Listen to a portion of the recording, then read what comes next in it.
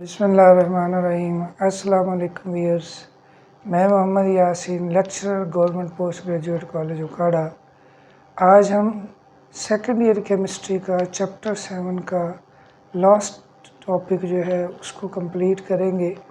Last video में हमने बात की थी about isomerism and its types. Isomerism की दो टाइप्स थी, स्ट्रक्चरल आइसोमेरिज्म और ज्योमेट्रिक आइसोमेरिज्म। आज हम बात करेंगे स्ट्रक्चरल आइसोमेरिज्म इन डिटेल। उसकी भी आगे फर्दर कुछ टाइप्स हैं, उसकी बात करेंगे। टॉपिक की तरफ जाने से पहले अगर आपने अभी तक मेरा चैनल सब्सक्राइब नहीं किया तो इस चैनल को सब्सक्राइब करें, और अगर वीडियो अच्छी लगे तो इसको ज़रूर लाइक एंड शेयर करें और ज़्यादा से ज़्यादा लोगों तक शेयर करें ताकि ज़्यादा से ज़्यादा लोग इससे मुस्तफ़ीद हो सकें। जी चलते हैं टॉपिक की तरफ। आइसोमेरिज्म हम बात कर चुके हैं, एक ऐसा फिनोमेना जिसके अंदर कंपाउंड का सेम मॉलिक्यूलर फार्मूला होता है बट डिफरेंट स्ट्रक्चरल फार्मूला होता है, या डिफरेंट अरेंजमेंट ऑफ एटम होते हैं स्पेस के अंदर। तो स्ट्रक्चरल आइसोमेरिज्म ये एक टाइप है आइसोमेरिज्म की। ये समझ लें कि जो दो टाइप्स हैं आइसोमेरिज्म की, एक ज्योमेट्रिक आइसोमेरिज्म और एक स्ट्रक्चरल आइसोमेरिज्म, दोनों में डिफरेंस क्या है ये लास्ट वीडियो में हमने देखा। ठीक है, अब हम बात करेंगे आज स्ट्रक्चरल आइसोमेरिज्म की टाइप्स की, जिसको फर्दर 5 टाइप्स में कैटेगराइज किया गया है, डिवाइड किया गया है। उन 5 टाइप्स को हम देखेंगे कि ये कौन कौन सी है। सबसे पहली जो टाइप है वो है जी चेन आइसोमेरिज्म।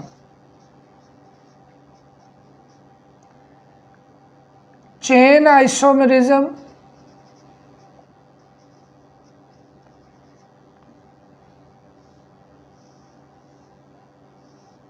दूसरी टाइप है पोजीशन आइसोमेरिज्म।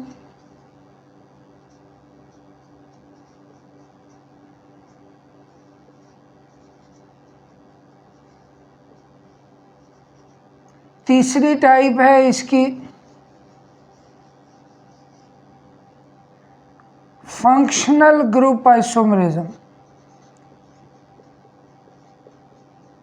अभी हम इनकी डिटेल देखेंगे। फंक्शनल ग्रुप आइसोमेरिज्म है।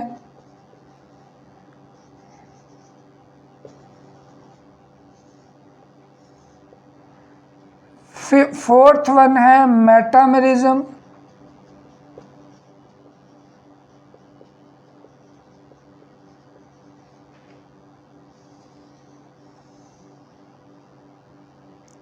एंड फिफ्थ वन है टॉटोमेरिज्म।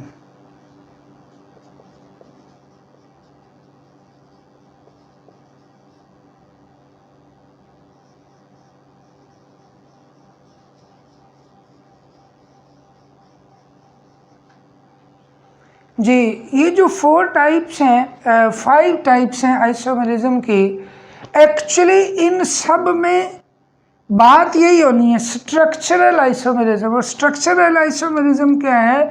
डिफरेंट बॉन्डिंग, जिसके अंदर उसकी स्ट्रक्चर बदल जाती है, एटम की पोजीशन बदल जाती है, ठीक है, बॉन्डिंग बदल जाएगी। उस लिहाज से हम इनको आगे फर्दर कैटेगराइज करते हैं, जिसमें सबसे पहली चीज़ जो है वो चेन आइसोमेरिज्म है। अब चेन आइसोमेरिज्म में क्या चीज़ होती है जी? इसमें होता है number of carbon atom in chain, ये वेरी करता है।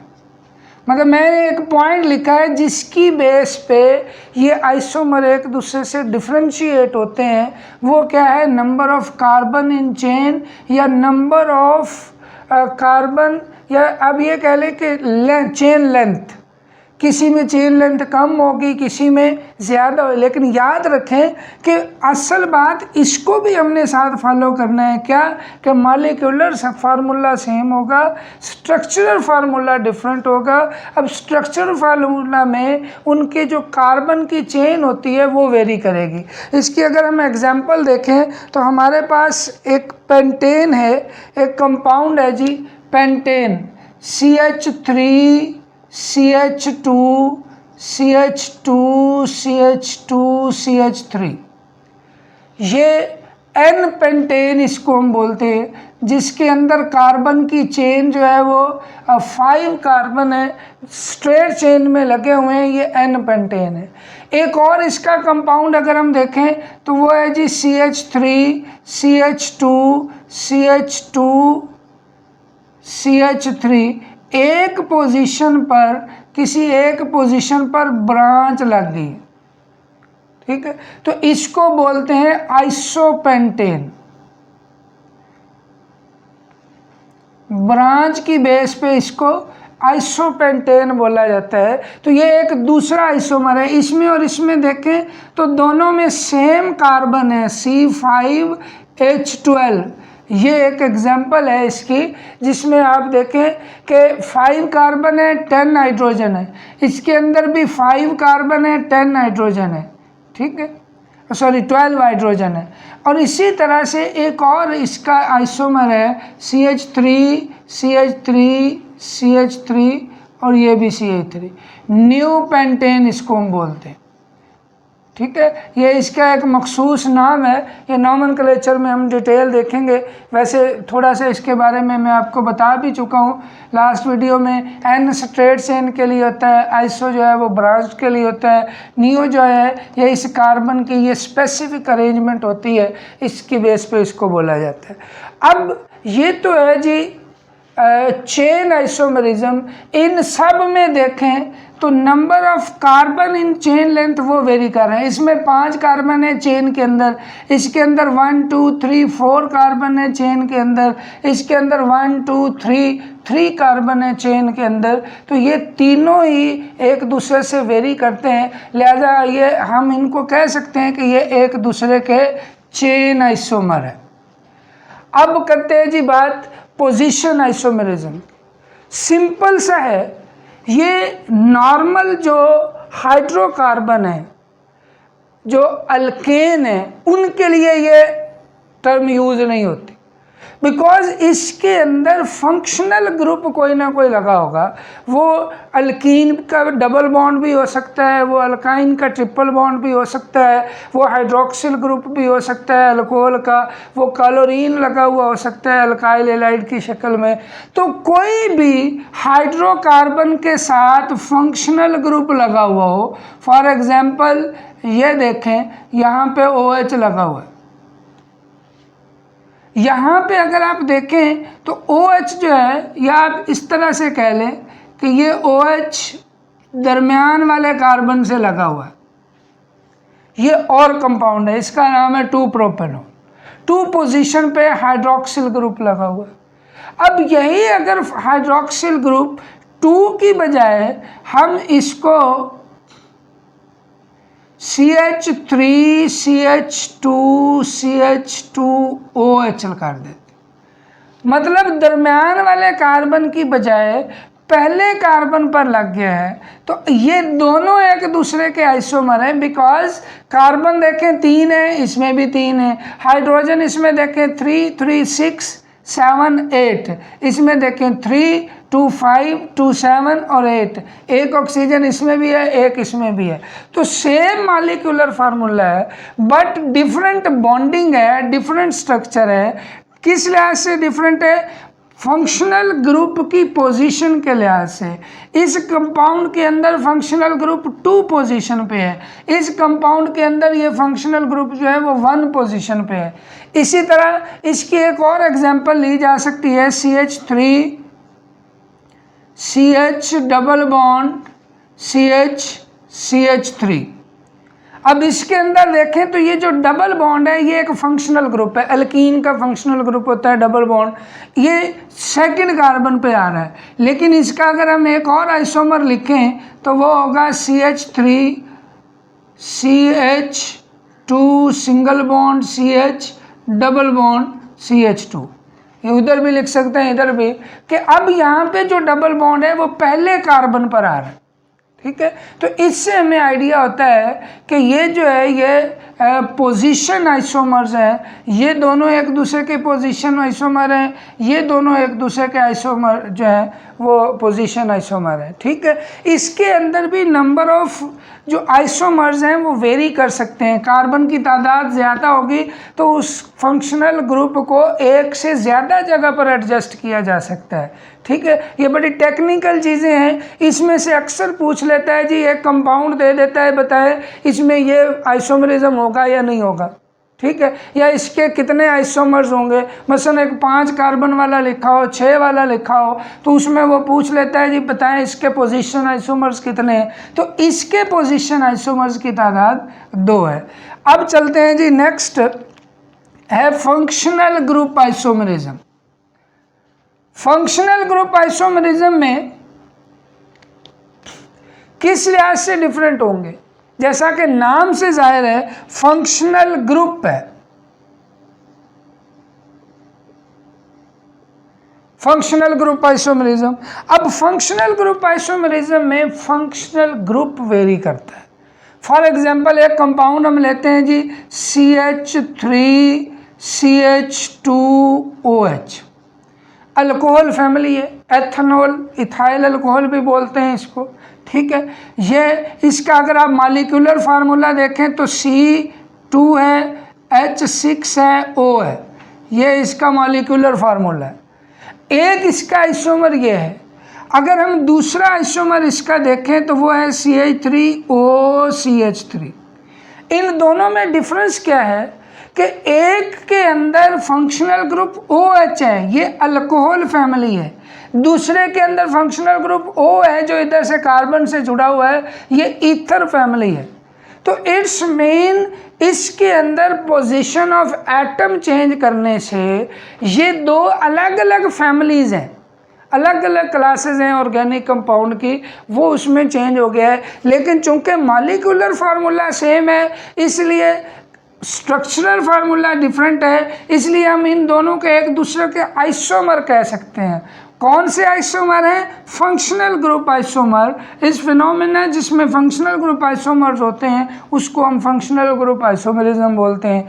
इसके अंदर जो है ये जो O है वो दरमियान में आ गया है, तो ये फंक्शनल ग्रुप, इसमें हाइड्रोक्सिल ग्रुप है, इसमें ऑक्सीजन है, ईथर है और ये अल्कोहल है, ठीक है। इसी तरह से अगर हम नेक्स्ट चलें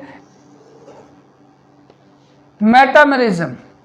मेटामेरिज्म में क्या होता है कि अनइक्वल डिस्ट्रीब्यूशन, ये उन स्पेसिफिक कंपाउंड में होता है, उन स्पेसिफिक क्लासेस में होगा जिसमें फंक्शनल ग्रुप जो है वो कहीं दरमियान में आता हो। फॉर एग्जांपल जैसे ये ईथर हमने लिखा है, इसको अगर आप देखें इसी की क्लास का एक दूसरा मेंबर लिख देते हैं CH3 CH2O CH2 CH3 जी, ये एक ईथर है, डाई इथाइल ईथर, 2 इथाइल है इसकी दोनों साइडों पे और सेंटर में क्या है जी? ऑक्सीजन। मतलब ऑक्सीजन उस चेन के अंदर आ रहा है। अब इसका एक और आइसोमर बनाते हैं जिसके अंदर इसमें दोनों साइडों पर either side of the functional group same number of carbon atom है, तो ये एक है। लेकिन अगर ये सेम की बजाय अनइक्वल हो जाए, मसलन इसी का अगर मैं आइसोमर लिखूं तो CH3O CH2 CH2 CH3, देखें कार्बन उसमें भी उतने ही हैं, 1 2 3 4, इसमें भी 1 2 3 4 कार्बन है। हाइड्रोजन इसमें भी काउंट करें तो सेम होंगे, 3 + 2 5 + 2 7 + 3 10। इसमें देखें 3 2 5 2 7 3 जो है वो 10, तो 10 नाइट्रोजन इसमें भी, 10 नाइट्रोजन इसमें भी एक ऑक्सीजन है, इसमें भी एक ऑक्सीजन है। दोनों में फ़र्क क्या है? Unequal distribution of carbon atom on either side of the functional group. ये है फंक्शनल ग्रुप ऑक्सीजन, इसके अंदर इक्वल डिस्ट्रीब्यूशन है, equally number of carbon atom दोनों साइडों पे हैं। इसके अंदर अनइक्वल है, इस तरफ 3 कार्बन है और इस तरफ 1 कार्बन है, जबकि इसके अंदर इधर भी 2 कार्बन है और इधर भी 2 कार्बन है। तो इसको हम एक दूसरे के मेटामर्स कहते हैं, और इस फिनोमिना को क्या बोलेंगे? मेटामरिज्म, जिसके अंदर अनइक्वल डिस्ट्रीब्यूशन होती है। ठीक है, इसी तरह कार्बोनाइल कंपाउंड के लिए ये लिखा जा सकता है कीटोन्स जो होते हैं, कीटोन्स में भी दरमियान में जो है वो फंक्शनल ग्रुप आता है, जैसे CH3 CH2 C double bond O CH2 CH3, ये एक कीटोन है जिसमें ये पूरा एक फंक्शनल ग्रुप है। इसके अंदर ये फंक्शनल ग्रुप था, ये फंक्शनल ग्रुप है और उसके अलॉन्ग साइड पे वो चेंज हुआ है। अब ये कार्बोनाइल फंक्शनल ग्रुप है, तो इसको भी अगर हम अनइक्वल डिस्ट्रीब्यूशन इसमें करें तो ये CH3 C double bond O CH2 CH2 CH3, तो ये फंक्शनल ग्रुप की दोनों साइडों पे नंबर ऑफ कार्बन एटम जो है वो वेरी कर जाएंगे। तो ये है मेटामरिज्म, जिसके अंदर दोनों जो आइसोमर होते हैं वो एक दूसरे से डिफरेंट होते हैं। किस लिहाज से? Number of carbon atom on either side of the functional group. अब चलते हैं जी, लास्ट वन है टॉटोमरिज्म।